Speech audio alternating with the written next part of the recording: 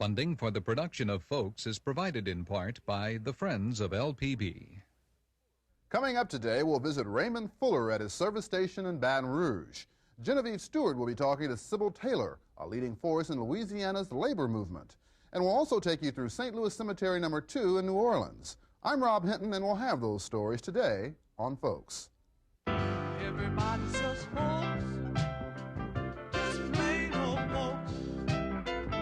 Everybody just people all over the world. Folks who live, folks got to give, folks got to care, folks got to share. Our world is small, so very small. What touches one of us, who touches us all? To stay alive, just to survive, folks got to be in harmony. Everybody just folks, just plain old folks, just plain old folks. Everybody just folks, everybody just folks, just plain old folks, just plain old folks. Everybody just folks.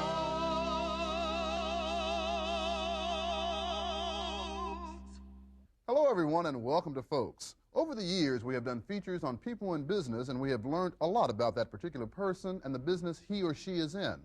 Well, one person we had a chance to visit several months ago was Raymond Fuller, whose favorite three words are "fill her up." Meet Raymond Fuller. For more than 20 years now, he has owned and operated a service station in Baton Rouge. Don't label Mr. Fuller a minority businessman. He says he has no hang-ups. He's just in business. And the events leading to his decision to become his own boss, well, they're quite interesting. Now, you got to understand what made me decide to go in the service station business based on what I was doing before. And I was a salesman for Moran Motor Company, selling DeSoto and Plymouth. And if they had never made, if Chrysler Corporation had never made a 1956, 57, 58, I'd probably be still selling cars.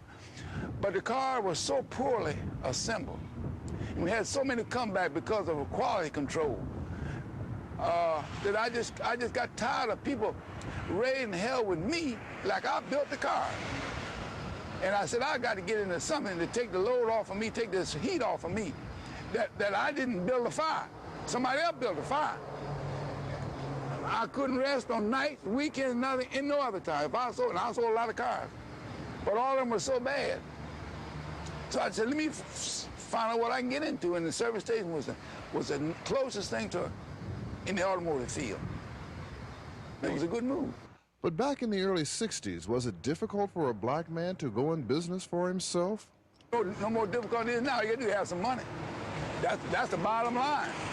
You got to have something to get something. If you got something, you can get some more. That's right.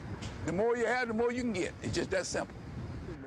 Mr. Fuller operates his service station 6 days a week, from 7 in the morning to 6 in the evening.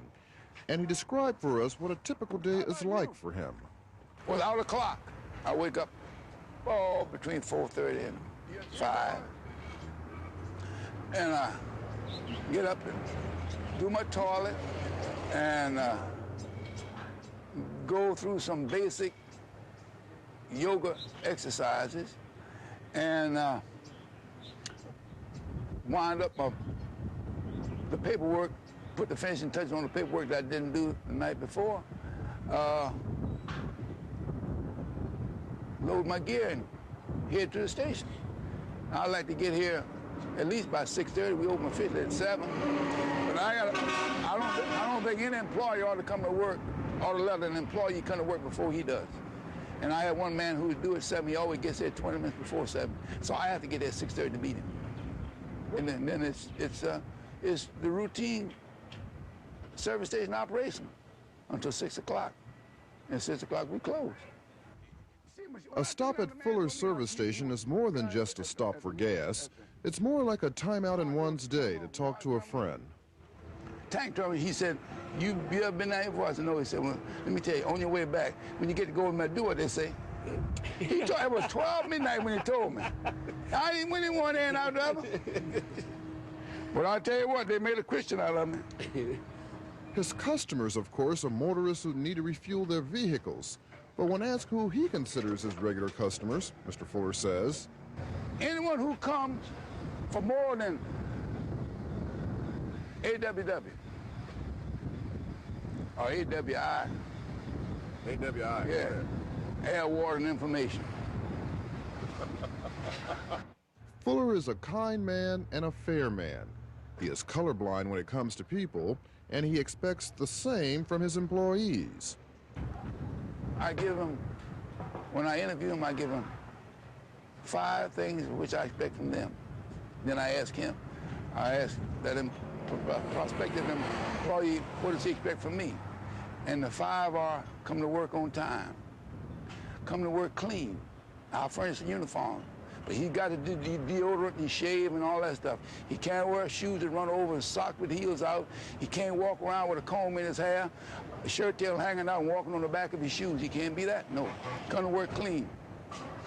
Don't discuss the race question. Just tell me that man in that 80 Chevrolet would like to see, or that lady in that blue Plymouth would like to see. Don't tell me that white lady wants to see or that black man wants to see. No, don't discuss the race question. Don't even mention race, all right? Number 1 is come to work on time. Number 2 is come to work clean. Number 3, don't discuss the race question. Number 4, don't ask me at any time to borrow any money because they got 148 finance companies and 6 banks. They ain't the money in the business. I don't. See, at the end of the week, you can get his bank in cash, all right? And number 5, if he uses the word MF and I hear him, he is automatically fired. Those are my demands, just that simple. He is what some people might consider a successful minority businessman. But when you ask him if he is, well, here's what he says. No, because I ought to be worth $5 million. That's how much money I let go by through my hands at Hollywood and Scenic. That's right, because I had no quality control. And all they didn't steal from me, I let get away. With credit, bad credit, and not being able to say no. But the money I let go by, get through my hands, had I invested, I'd be worth $5 million or more today. That's right. So I'm not successful. And what advice does he have for young people considering going into business today? Go to work for somebody else who's already in business to learn.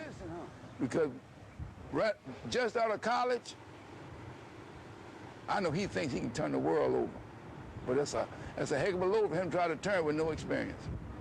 It doesn't make any difference what his vocation happened to be. He needs to work under one or more experienced persons in the field in which he prepares himself or decides to go. So he can take smooth off some of the hard places. Our next story features the highest-ranking woman in Louisiana's labor movement. She's Sibal Taylor, assistant to the president of the Louisiana AFL-CIO. Here to tell us more is Genevieve Stewart. Rob, Sibal Taylor is a woman's woman, very active in the feminist movement, but she can hold her own also in the male-dominated world of smoke-filled political cloakrooms and the down-to-earth tactics of labor negotiations. As a registered lobbyist, she says that at first, many male politicians did not take her seriously. Well, you know, initially, I don't believe anyone took me serious, because when I used to go to the legislators, they'd listen to me, but then they said, well, tell Vic come back here, you know. And after I got a little tired of that, you know, I took Vic Busey by the hand and I said, now you tell him when I talk for labor. And he's so informed. So now when I come, you know, they respect my opinion. They listen to me very attentively, and they normally, you know, are guided by what I say. Some detractors would say that you were a black woman in the right place at the right time to receive a token appointment with the AFL-CIO. Would such a statement hurt you, make you angry, or merely amuse you? It would not hurt or amuse or make me angry, because to an extent, they're absolutely right. I was a post-war baby, and I came up during the civil rights era. That's how I got into AT&T, you know, because of 1965 legislation. And to that extent, I do feel I'm lucky, because I'm lucky to have been born, you know, in that period of time. But I tell everyone I was lucky enough to get there. I'm smart enough to stay there, and that's why I'm here. Has the labor movement outlived its usefulness? In my opinion, no. I'm going to tell you why. As long as we're in a capitalistic society, you understand that profit is the motive in capitalism. Not only profit, but maximum profit. And when that occurs, you understand that business owners will exploit me and you and everyone. And when workers feel that exploitation, they will immediately try to organize and to come together in order to secure some of the profits or benefits that they have, in essence, created. And as long as that exists, there will always be a need for unions.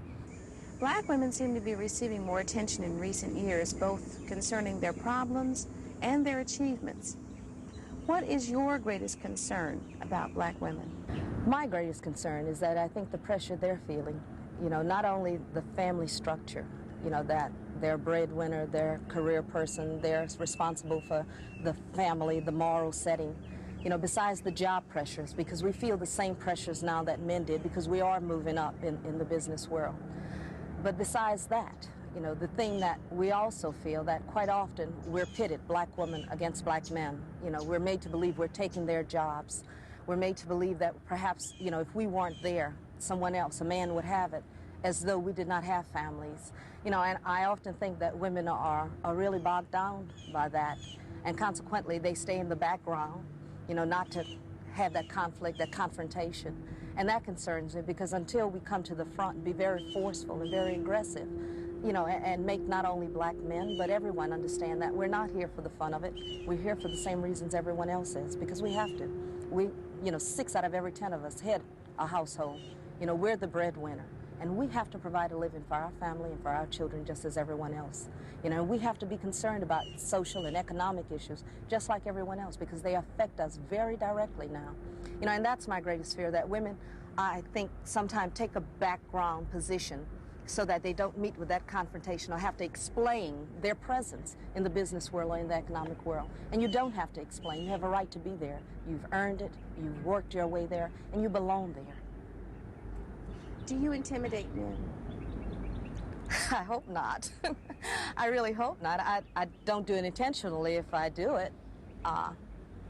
As a matter of fact, in some instances I can remember very clearly, maybe sometime pretending I didn't know as much as I did. Now, some say that's manipulative. I don't know. Some say it's intimidation. I don't know, but I try not to be. One often hears the name Sibal Taylor mentioned in connection with getting things done. You have been very active in the civic community, sitting on boards of directors, in various advisory capacities. Yet, you've received very little attention and very little reward for what you've done. Why?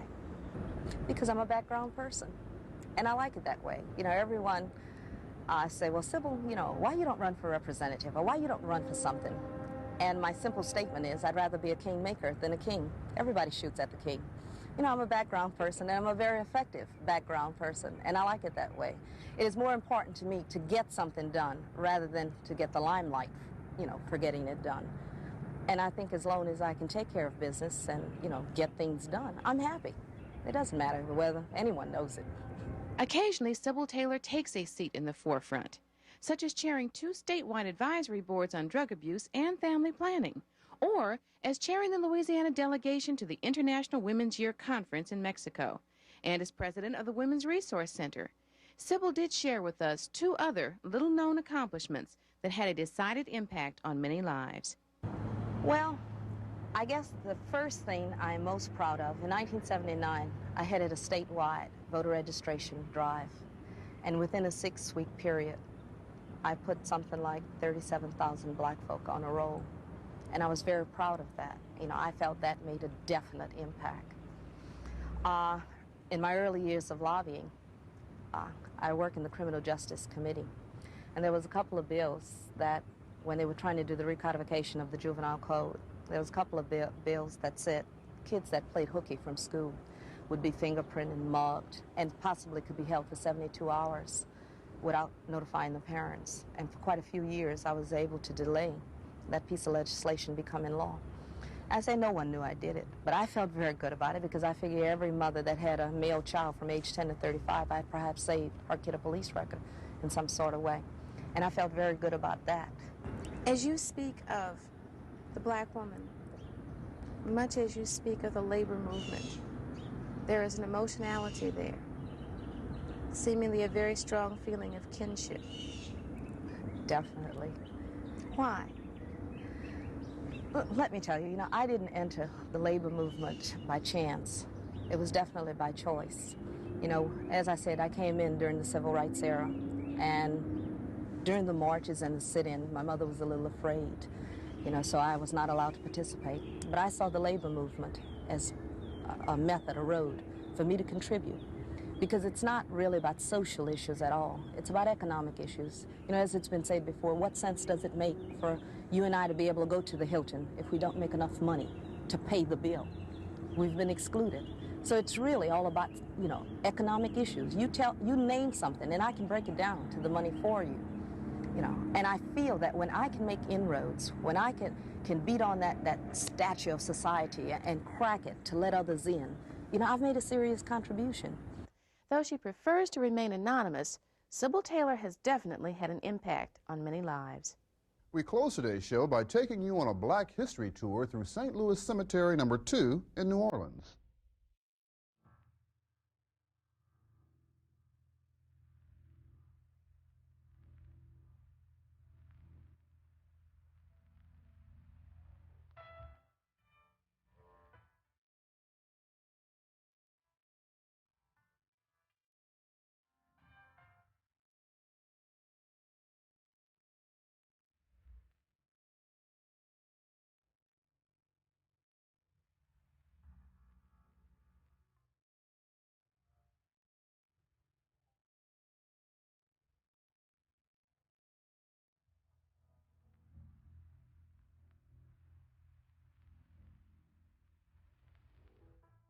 St. Louis Cemetery No. 2 was the fourth cemetery in New Orleans, but today it is the second oldest surviving one. The cemetery was laid out in 3 squares. Square number 3 was set aside for black Catholics. You see, by the 1820s, church authorities were beginning to agree to the Anglo-American segregation order, and in 1824 they set aside a wall of tombs by race, 30 for blacks and 30 for whites. By the 1850s, most of the vaults and available lots for tombs had been sold to individual families. This crypt, or oven as they are often called, was owned by a family which came from Haiti. They were among the wave of refugees that swelled the numbers of free black population of New Orleans in the 1790s. This tomb was among the first in the cemetery. The names of the first persons entombed are noted on the original plaque. Tombs like this one were especially built for a more wealthy family by a local builder according to specification. This is one of the many society tombs. Benevolent societies provided certain benefits to their dues-paying members: sick relief, family death benefits, and burial in a tomb owned by the society. Hundreds of people could be buried in such a tomb over a 50-year period. This society was begun by Civil War veterans and their widows. Although music was frequently associated with funerals, it wasn't until the end of the 19th century that some of these societies began to support and nurture the tradition of jazz in New Orleans by hiring a marching band to provide a jazz funeral for their members. Before this tomb was sold to the LeBlanc Mansion family, it belonged to the family of Constantine de Berg. After the Civil War, he was the conductor of a Philharmonic orchestra. One of his fellow black classical musicians, Edward Dede, went to Europe and served as the director of the Alcazar Orchestra in France. Julian de Jour came from Haiti and was adopted by the Raphael family. He was a slater, one of the many skilled crafts dominated by black artisans in New Orleans. A local historian wrote about him for a different reason. The historian said however much money he earned, he gave it to the needy and the poor.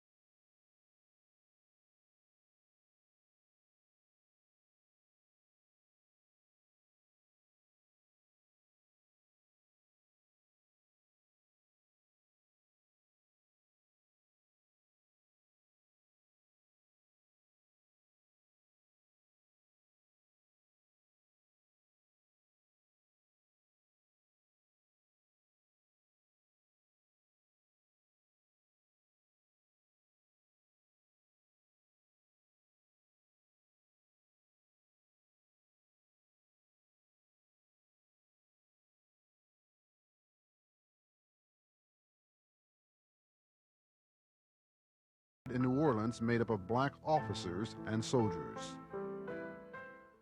Well, that wraps up another week here on Folks. Thanks for watching. We'll be back next week with another edition of Folks, and we hope to see you then. Bye-bye.